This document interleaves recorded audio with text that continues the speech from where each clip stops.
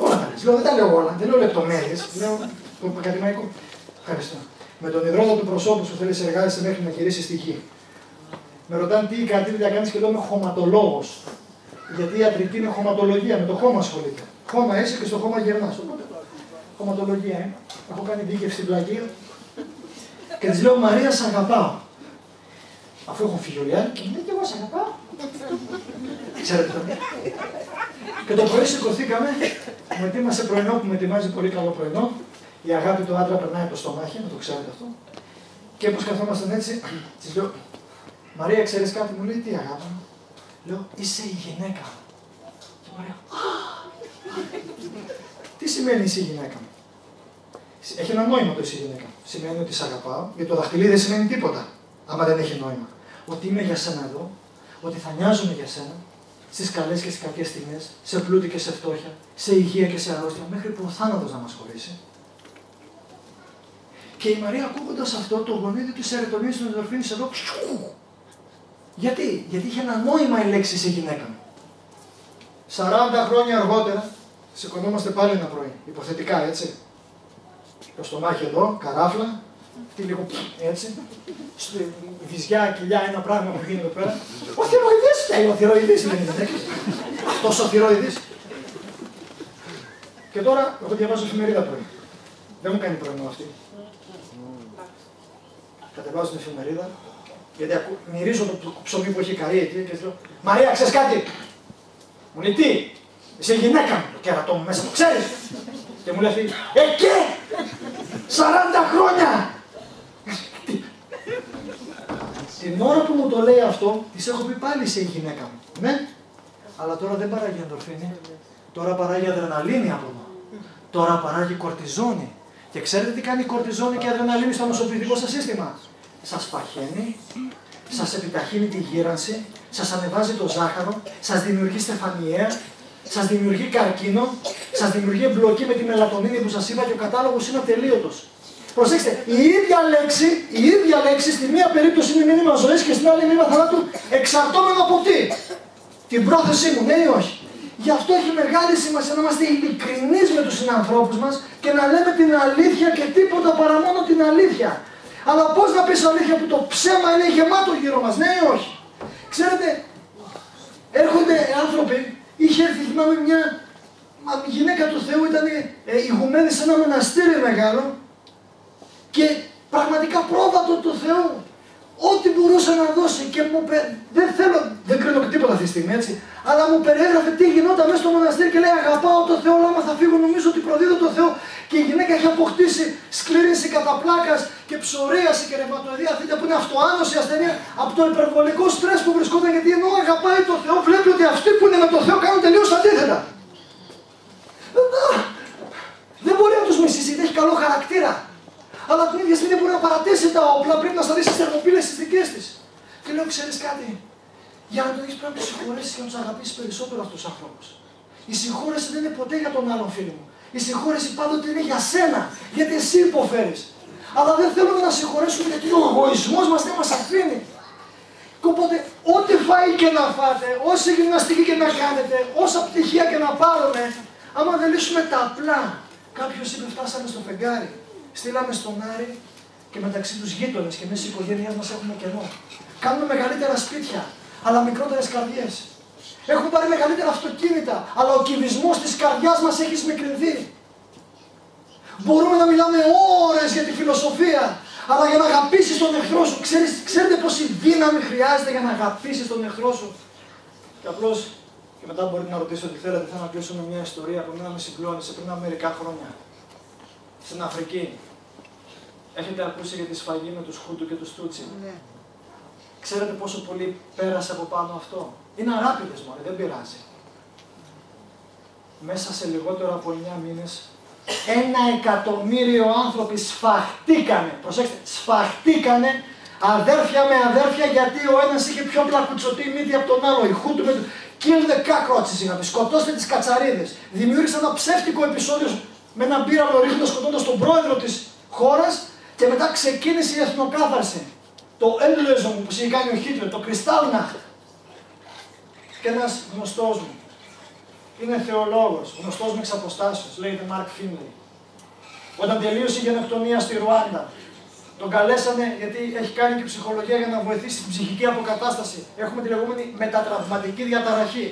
Οι άνθρωποι που έχουν ζήσει έντονο στρες μετά το ζουν και το βιώνουν ξανά και ξανά και δεν μπορούν όχι να κοιμηθούν, χαλάνε οι σχέσεις τους μέχρι και θάνατος έρχεται. Και τον καλέσαν να μιλήσει και τον καλέσαν σε ένα χωριό που είχαν σφαχτεί. Ξέρετε τι σημαίνει να βγει σε ένα κοινό και να ξέρει το κοινό από κάτω έχει σφαχτεί ο ένας με τον άλλον. Με τις μανχέτες, ξέρετε τι μανχέτες, τα μεγάλα τα μαχαίρια, γδέρνανε ζωντανούς. Έχω βίντεο που γδέρναν τη γυναίκα ζωντανή και τους παρακαλούσε να την πυροβολήσουν, να ζουν στη χαριστική βολίδα γιατί δεν μπορούσε να αντέξει τον πόνο. Σε ένα γήπεδο μέσα μαζέψανε 6.000 άτομα και σε 3 ώρες τους κόψανε με τις μανχέτες. Βιάζανε γυναίκες και παιδιά. Γείτονες σε γείτονες, τα καλά καθούμενα. Ξέρετε τα μεγαλύτερα εγκλήματα που τα κάνουνε. Όχι στη γερή δολοφόνοι, οι απλοί άνθρωποι.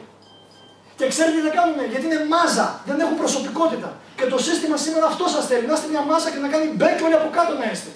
Όταν ενωθείτε όμως θα τους πάρει ο διάολος στον πατέρα και θα τους σηκώσει. Αυτό φοβούνται σήμερα.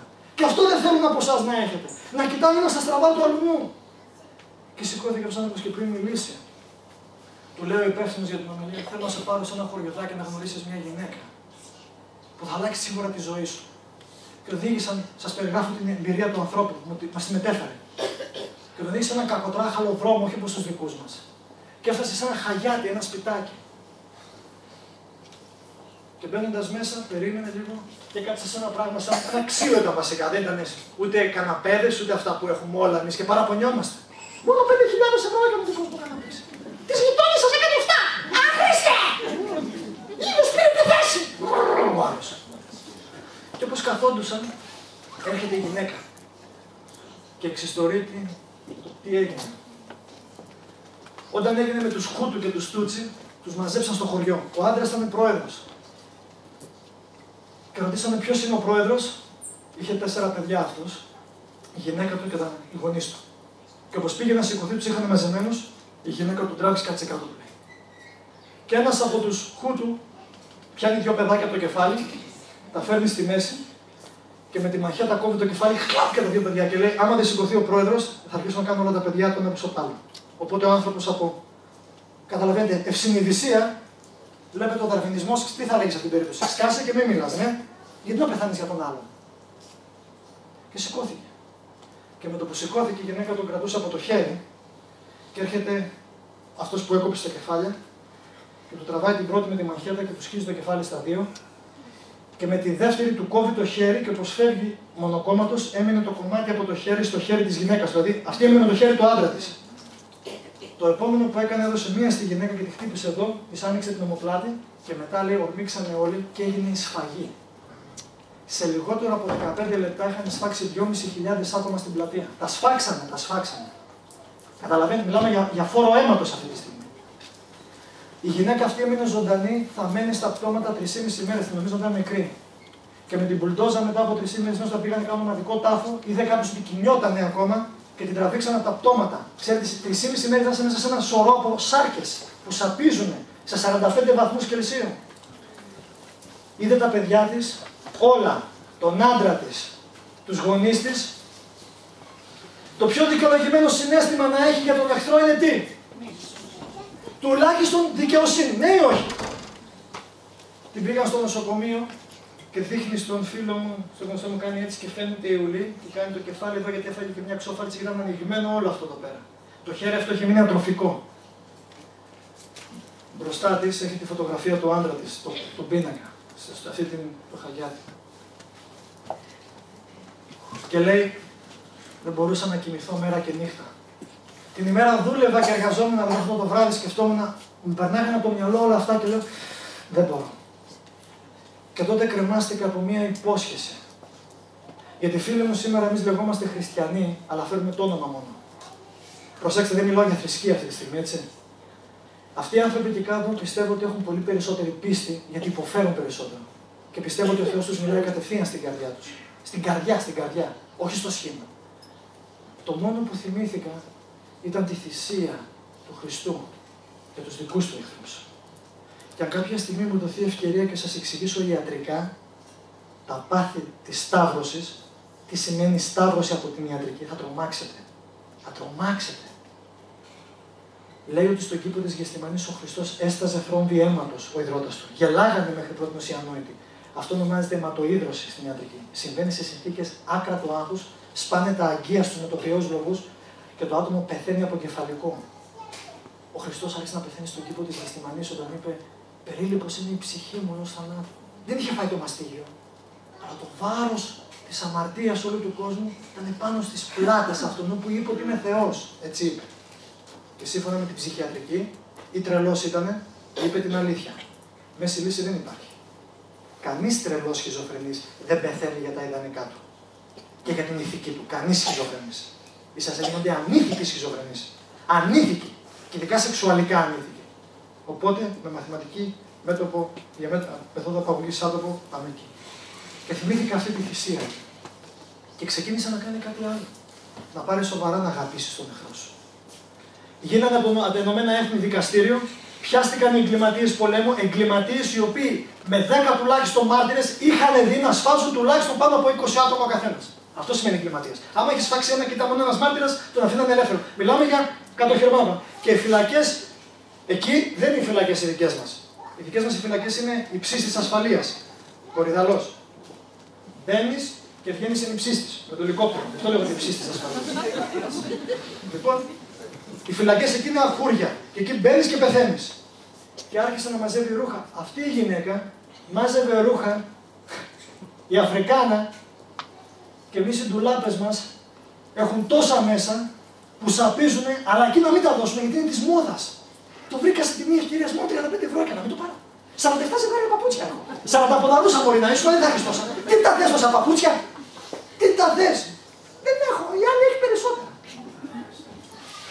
Μάζευε ρούχα και πήγαινε στη φυλακή στους εγκληματίες πολέμου και τους βοηθούσε όταν τους ελεύθερα, είτε με τσαρώσισμα, με φυματίωση, τους έδινε ρούχα, τους έδινε αυτά που μπορούσε να τους δώσει. Και μία μέρα, όπως περιέχαλτε ένα φυματικό, σηκώνει τα μάτια της και βλέπει ένα νεαρό που έρχεται πάνω της και πέφτει στα πόδια της και αρχίζει και κλαίει και τη φυλάει. Και το σηκώνει και αναγνωρίζει ότι είναι αυτός που σκότωσε τον άντρα της. Και αυτήν. Όταν έγιναν αυτά που γινόταν 17 χρονών αυτός ο πιτσιρικάς, είχαν περάσει 3 χρόνια. Είχε φάει 7, ήταν ανήλικος, είχε φάει μόνο 10 χρόνια για να μπει μέσα. Και άρχισε να της φυλάει τα χέρια και λέει: εσύ είσαι σαμάνα για μένα. Ξέρεις ποιος είμαι εγώ. Ξέρετε τι είπε στον φίλο μου. Τα συναισθήματά μου ήταν τόσο ανάμεικτα. Την ίδια στιγμή μου ανέβαινε κάτι εδώ και την ίδια άκουγα τη φωνή που μου έλεγε: όχι, όχι, όχι έτσι. Όχι έτσι. Και ρωτάει ο νεαρός: μπορείς να με συγχωρέσεις. Πόση δύναμη θέλει. Την ώρα που έχεις αυτό που έχει σφάξει τα πιο αγαπημένα σου άτομα. Να σας ρωτήσω κάτι. Ποιος είναι σε πιο δύσκολη θέση, το θύμα ή ο θήτης. Μια γυναίκα βιάζεται, κατακριουργείται. Ποιος από τους δύο είναι συγκεκριμένος, αυτός που βιάζει ή ο βιασμένος. Λογικά αυτός που έχει βιαστεί. Αυτός που βιάζει. Γιατί αυτός που βιάζει. Το ότι θεωρεί τον εαυτό του ένοχο. Έχει ενοχές. Το όνομά σας. Λευτέρη με λένε. Κύριε Λευτέρη, συγχαρητήρια. Αυτός που βιάζεται, αυτός που αδικείται στη δουλειά, στη σχέση, μπορεί να αδικείται και δεν έφταξε αυτός. Είναι άδικο μεν, αλλά η συνείδησή του είναι καθαρή. Ενώ αυτός που κάνει. Να σας ρωτήσω διαφορετικά, το ρωτάω σε ασθενείς μου. Έχει τύχει κοπελίτσα που ήταν παχύσα και δεν μπορούσε να πάρει, να χάσει κιλά γιατί στην νεανική της ηλικία ο θείος της, ο αδελφός πατέρας την βίασε κατά συνροή. Και οπότε έγινε παχύσα και για να προστατευτεί. Γιατί ένα χοντρό άτομο δεν το θέλει κανείς άντρας, ναι ή όχι. Είναι μέθοδος προστασίας στο υποσυνείδητο. Και ρώτησα όπως ρωτάω και εσάς. Αν σας έδινε ο Θεός δύο ευκαιρίες, η μία να ξαναζήσει το γεγονός και να είστε το θύμα, και η άλλη να γίνετε ο βιαστής και να βιάζετε συνέχεια τους άλλους, ποιο το τι θα διαλέγατε. Να είστε πάλι το θύμα. Γιατί.